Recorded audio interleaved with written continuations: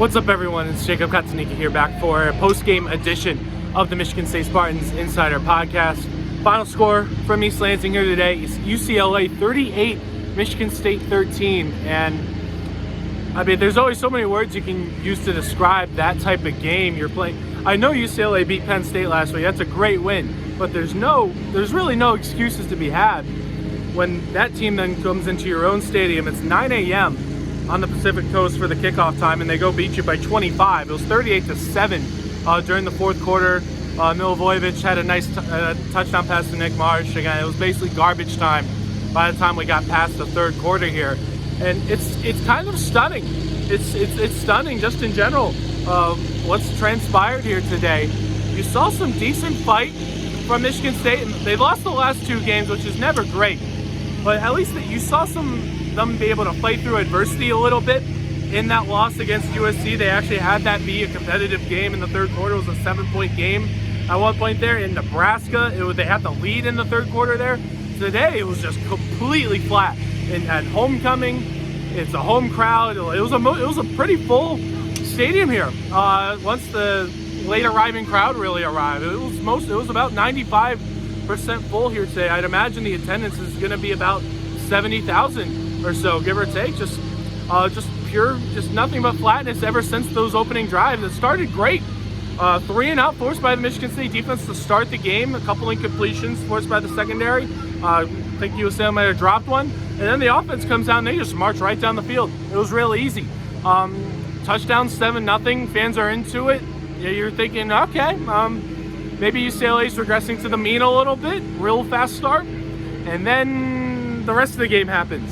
38 straight points for the Bruins. And again, it doesn't matter who you're playing. Allowing 38 straight points in your home stadium, it can't happen. I'm gonna sound like a broken record here today, but it just can't happen. And it's an indictment on the direction of the program, because do you see, like, if you can't beat UCLA at home in a vacuum, like, who are they gonna beat? Look at the schedule ahead. They go to Indiana next week. Michigan comes here the week after that. 2 ranked opponents. There's no game the rest of the season where Michigan State is the favorite right now. Not one. This was it. The game against UCLA to at least get some hope injected into the program, into this season. And now they're 3-3. They're going to be an underdog almost certainly in the remaining 6 games, unless they have a surge or an upset or something here. But I don't think Michigan State's going to go 0-6 to finish the year 3. I don't know if this isn't a 3-9 team. There's 3-9 teams out there. I don't know if this is it. But if you ask me to go down the line with the schedule right now, I don't know if I'd pick them in one game.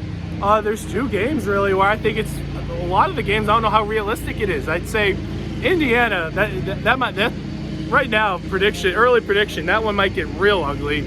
Michigan coming in here, I don't see this defense stopping Michigan's offensive line and Justice Haynes, who's been one of the best running backs in the country in that one. You could beat Minnesota. Minnesota's they've been, they don't scare me or Michigan State or anyone really, but who's Michigan State spooking? That's the thing. They go to Minnesota for that one. There's Iowa. You can beat Iowa just by the matter of fact that every Iowa game is kind of low scoring. If you just have a fluky play here and there, you can maybe beat them. But still, they're going to Kinnick in November. Yeah, good luck. Penn State, no. Probably not. I mean, Penn State's not exactly looking like world beaters right now after losing to UCLA.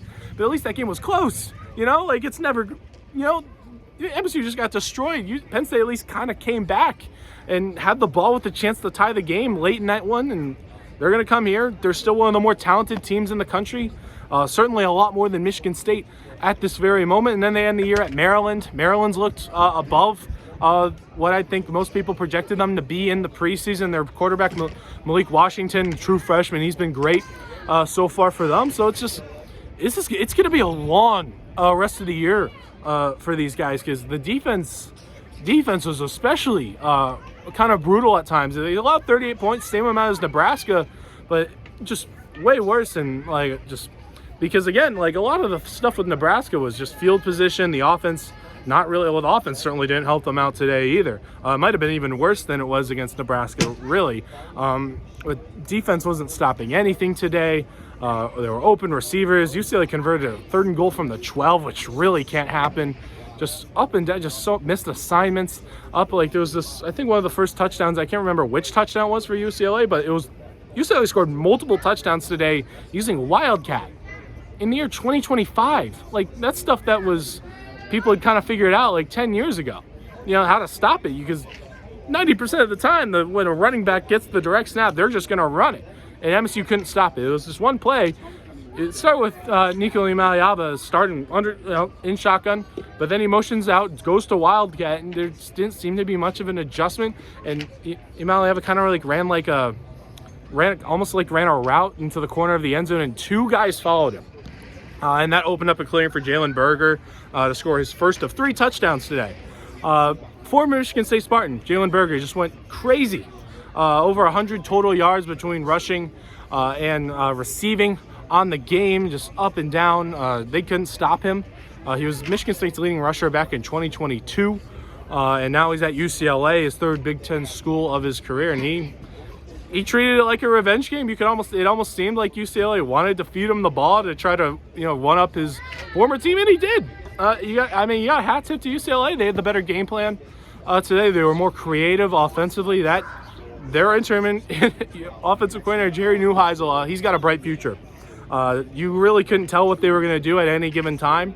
And I can't really say the same about Michigan State. It's just we keep having this thing where opponents are going on these massive runs against Michigan State. This was a problem last year.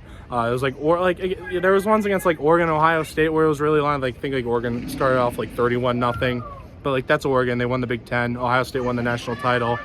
But this has happened against some not great teams now. For Michigan State, Indiana, they were a college football playoff team, but it was 10-0 Michigan State here last year, and then Indiana scored the final 47 points of the game to just wallop them.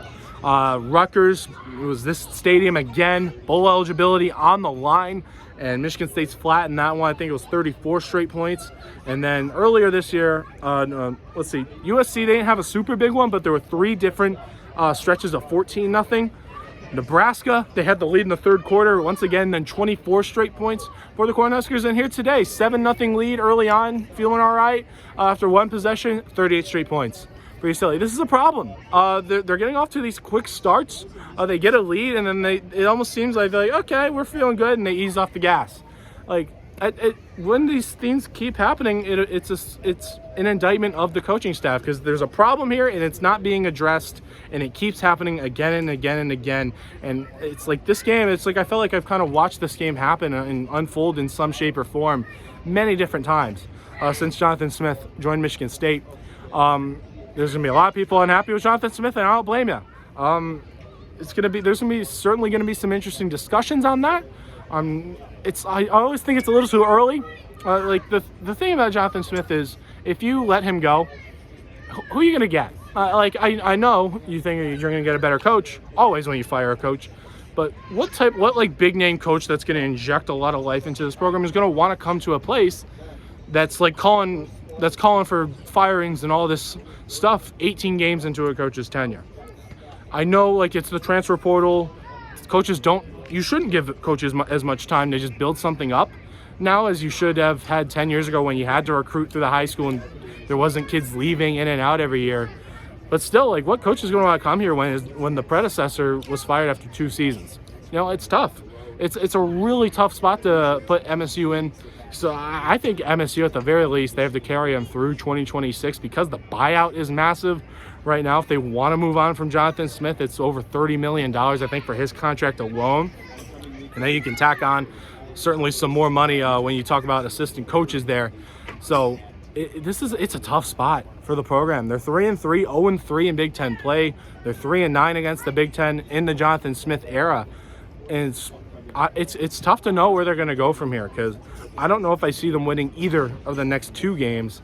I wouldn't pick them in a vacuum in any of their games remaining this season. I don't think they're going to go 0-6 to finish the year. 0-9 really. They're losing 3 straight now, but it's going to be real tough to see how this team responds, because now they're really up against the wall. Bowl game, good luck. Just good luck finding 3 more wins. on the schedule now. You got to find a way to go 3-3 now the rest of the way against some good teams left on the schedule. You still haven't seen Michigan State play probably their 3 toughest opponents left on the schedule: Indiana, Michigan, and Penn State. So again, I'll keep providing all the coverage I can. And again, I'm Jacob Katsanika, and I'll see you guys around, and keep on tuning in to here and at SpartanNation.com, Michigan State Spartans on SI. I'll see you guys around.